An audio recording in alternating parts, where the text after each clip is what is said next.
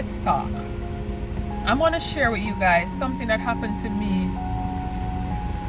in 2010. I was in Jamaica at the time. It was May 25th, 2010. It was a Tuesday morning. Now, I had to go to the hospital once a week for my clinic, for my kidney clinic. It would be a Wednesday evening. So I decided I was gonna go do my labs Tuesday. That's the day before. I spoke to my mom that weekend and she told me, why not go Wednesday morning and then just stay for clinic on Wednesday? No, I decided, because I'm stubborn, to go to the hospital on Tuesday, do my labs, and then go back on Wednesday for clinic. Anyway, Tuesday morning I got up, went to the bus stop, and I was waiting for a taxi to take me down to the hospital. I was running late because the taxis were, all the taxis that came by were full, so I was running late. Then a familiar taxi pulled up at the bus stop and he stopped and he asked me, are you going to the hospital? And I told him yes. He knew I was going to the hospital because I've traveled with him many times when I was going to my appointments. So he said, are you going to the hospital? And I said yes. So there were 5 people in the car. There was the driver, a gentleman in the front. There was a young lady who is now my friend because we shared the same hospital room for quite a while. I was in the hospital for over a month, but she was sitting at the right window. There was a gentleman sitting beside her and then another gentleman at the window. So he came out, I came into the car. But for a split second, I thought that that person was leaving, but no, he came back into the car. So it was 4 of us in the back. I'm not gonna call any names. So I was gonna say let's call the driver. I was gonna say to the driver, hey, can I get a window seat because I'm claustrophobic? I feel uncomfortable sitting here. But I decided not to say anything because I was running late. And I'm sure if I'd asked, he would have asked the passenger to switch seats with me.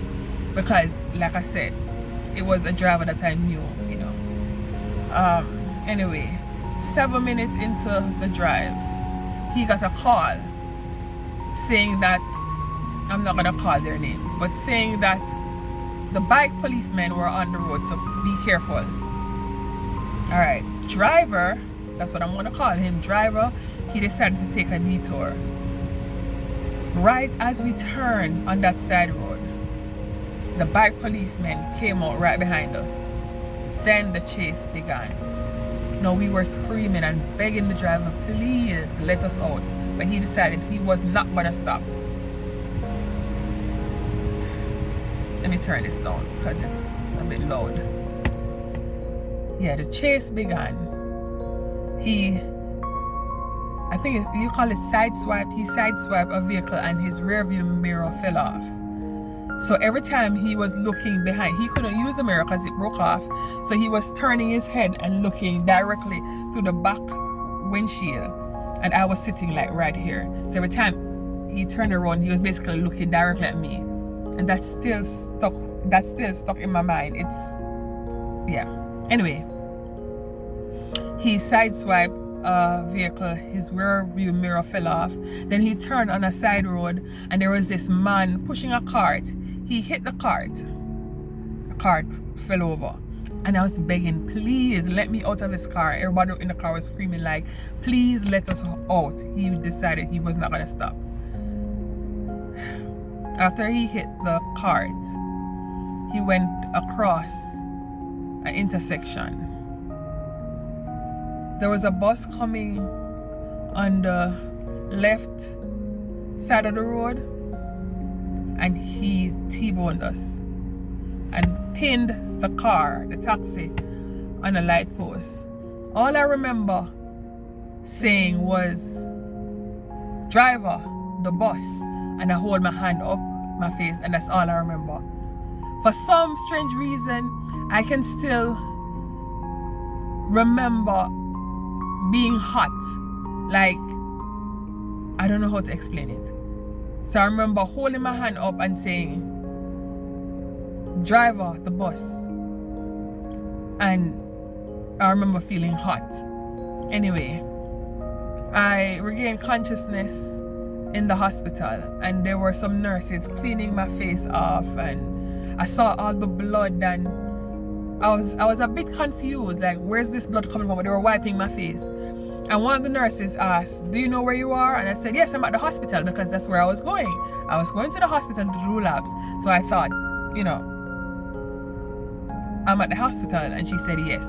So I was trying to get up, and they were holding me back. And I'm like, what's going on? And they said, you were in an accident. And I'm like, no. So I was still trying to get up, but they were holding me back. And they said, do you have anybody you want to call? So I said, yeah, my aunt.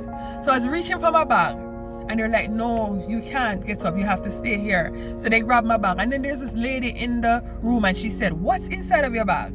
Because while you were at the scene of the accident, you were clenching that bag, you were holding that bag so close. What's inside here? Now let me tell you what was inside that bag.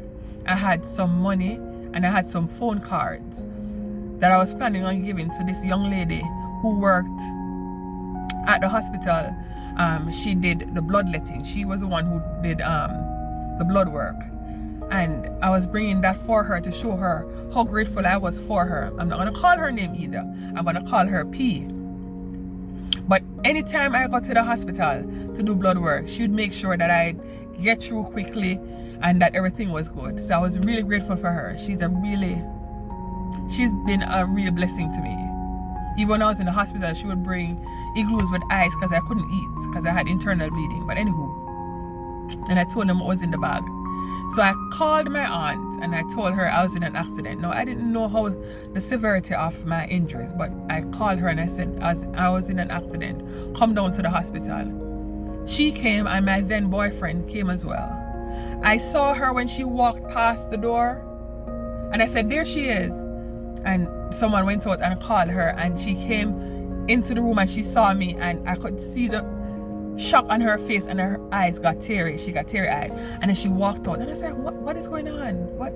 Anyway, I was in a lot of pain, especially in my back and my neck. Anyway, they wheeled me to the x-ray room. They cut my clothes off, and we did some x-rays. Anyway, they put me in a neck brace. I have pictures, but I can't post them on Facebook. Not Facebook, I can't post them here on YouTube. But anyway, they had me in a neck brace, and then it took them like 2 hours before I was admitted on the ward. But I remember also, while I was in the room and they were cleaning me up, I could hear driver outside making a commotion. And I found out after that they had him in handcuff, and then they let him go. Anyway, I was on the ward for a little over 2 weeks before I could see what my face looked like, because I had a catheter, and what's it called? Catheter? Anyway, you know what I'm talking about. So I couldn't leave the bed. So I was there on the bed. They would come in, bathe me, all of that stuff. I couldn't leave the bed to do anything at all for like over 2 weeks. The first time I saw my face, I almost passed out.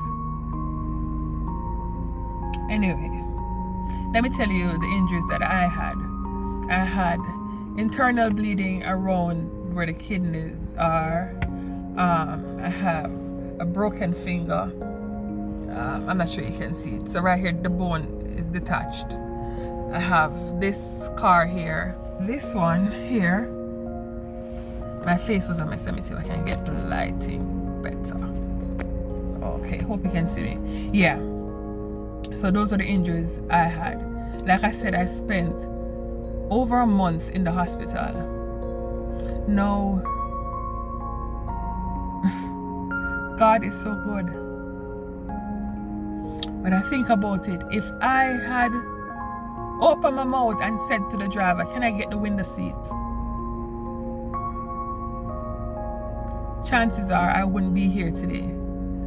I found out afterwards that that gentleman that was sitting at the window, he spent a few days in the hospital and he didn't make it because the bus went right into his side. And that's the window seat I wanted, because he came out of the car and I came in and I was gonna say, can I get the window seat? But I didn't, because I was running late. God makes no mistakes. So the young lady that was sitting at the window to the right, she got pinned to the light post. Her ear was dangling. They were able to put it back on. We're still friends to this day. The gentleman that was sitting next to her, his jaw got messed up. They had to do a lot of work on his jaw. You already know what my injuries were. And I was told the gentleman at the window, he didn't make it. It makes me think, if I had said anything to driver, I wouldn't be here today. Because if I'd gotten that window seat, I wouldn't have made it. God is faithful. I'm alive not because of what I've done, not because I deserve it, but because God is faithful. He's merciful. He's kind. And I'm so blessed. That's just one incident. One of many times that God saved my life. I've been to death's door many times. Kidney infection, high blood pressure, multiple times. My blood pressure has gotten so high that twice I passed out on the road. I'm still here. God has a plan and purpose for my life. I still don't know what it is, but He has a plan and a purpose for my life. And I'm so extremely grateful to be here today. Yeah, so I just wanted to share that. If you guys want to hear more testimonies, if you want more videos like this, let me know, because I have many. Today I'm still experiencing issues related to that accident. Like I said, I wake up with headaches and backache every day. But my body has gotten so used to the pain that now I'm able to function even through pain. But then there are days when it's just too much and I have to take medications. And the only medication for pain I can take is Tylenol because of the kidney issues. So it's a lot. But I'm still grateful and thankful. Yeah, that's it. Please like, comment, and share. And I'll see you in the next video. Bye.